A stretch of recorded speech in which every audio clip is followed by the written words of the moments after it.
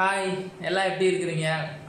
எல்லாம் எப்படி இருக்கீங்க? நல்லா இருக்கீங்களா? நாங்க சூப்பரா இருக்கிறோம். நிறைய கமெண்ட்ஸ் கூட இப்ப கூட நீங்க வந்து சேஃபா இருக்கீங்களா, நல்லா இருக்கீங்களா, எங்க இருக்கீங்க, எப்படி இருக்கிறீங்க அப்படிங்கறத எல்லாம் கேட்டுக்கிட்டே இருக்கிறீங்க. நாங்க வந்து நல்லா இருக்கிறோம். சரிங்களா? கண்டிப்பா இதுக்கு மேல நாங்க டெய்லி லைவ் வருவோம். லைவ் சூப்பரா இருந்துச்சு, உண்மையிலே செம்மையா இருந்தது. 90s கிட்ஸோட நிறைய விஷயங்களை வந்து நம்ம ஷேர் பண்ணியிருந்தோம். ஸோ இன்றைக்கும் அதே மாதிரி தான் 90s கிட்ஸோடைய ஒரு ஃபேவரேட்டான ஒரு உணவு அப்படின்னு கூட நம்ம சொல்லலாம்.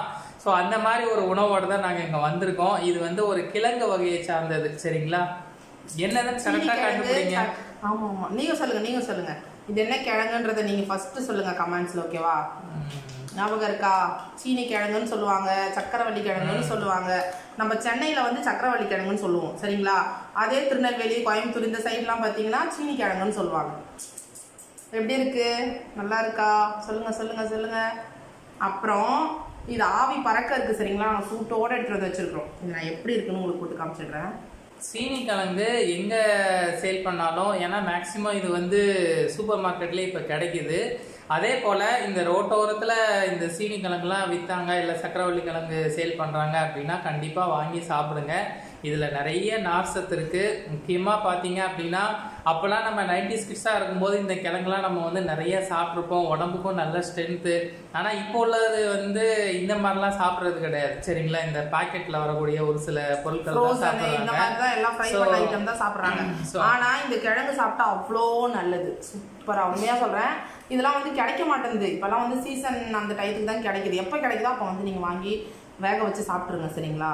இது வந்து டேஸ்ட் வந்து நம்ம 90s கிட்ஸில் வந்து அப்படியே ரொம்ப அப்படியே சக்கரை போட்டு தூவின மாதிரியே இருக்கும். ஆனால் நம்ம சக்கரை எதுவுமே போட மாட்டோம், அப்படியே தோலை உரிச்சு சாப்பிடுவோம். ஒரு சிலர் வந்து தோலோடவும் சாப்பிடுவாங்க, தொலியோடவும். அதே போல் இந்த கிழங்கு வந்து அப்போல்லாம் 90s கிட்ஸாக இருக்கும்போது இந்த கிழங்கு வாங்கணும் அப்படின்னா அப்படியே கழுவிட்டு பச்சையாவே சாப்பிடுவோம்.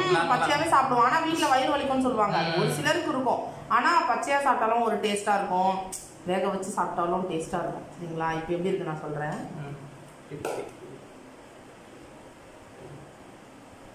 கலர் பாருங்க.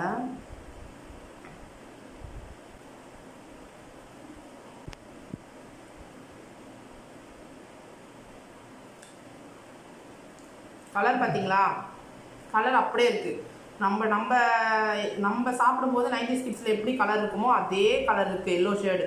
ஆனால் டேஸ்ட் வந்து கொஞ்சம் லைட்டாக எப்படி சொல்கிறது, சக்கரை கொஞ்சம் நம்ம சாப்பிட்ட அந்த டேஸ்ட் வந்து கொஞ்சம் இல்லை. ஆனால் இருந்தாலும் ஒரு சில கிழங்குல இருக்கும். சரிங்களா? உங்களுக்கு தித்திப்பாகவே அதே ஸ்டைலில் வேணும் அப்படின்னா இது நாட்டு சக்கரை இருக்குது பார்த்தீங்களா? வெள்ளை சக்கரையாக எடுத்து சாப்பிடலாம், இருந்தாலும் நாட்டு சக்கரையில் வச்சு சாப்பிட்டா இன்னும் வேறு லெவல் டேஸ்ட்டு.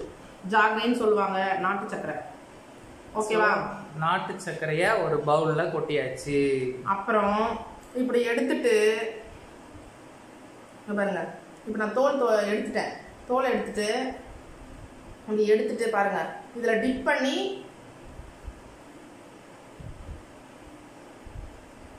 அந்த டேஸ்ட் அப்படியே கிடைக்குது. நிஜமா பொய் சொல்லலை. நீங்க வேணா சாப்பிட்டு பார்த்துட்டு கமெண்ட்ல சொல்லுங்க. பாருங்க, கலர்ஃபுல்லா இருக்குல்ல? ஓகே. ஸோ எங்கே கிடைச்சாலும் இந்த சக்கரவள்ளி கிழங்க மிஸ் பண்ணாதீங்க. கண்டிப்பாக வாங்கி உங்கள் குழந்தைங்களுக்கு கொடுங்க. இது வந்து நார்ச்சத்து மிகுந்த ஒரு கிழங்கு வகையை சார்ந்த ஒரு உணவுப் பொருள், ஃபைபர். சரிங்களா? ஸோ அடுத்து இன்னொரு வீடியோவோட நம்ம சந்திப்போம். அது வரைக்கும் பாய்.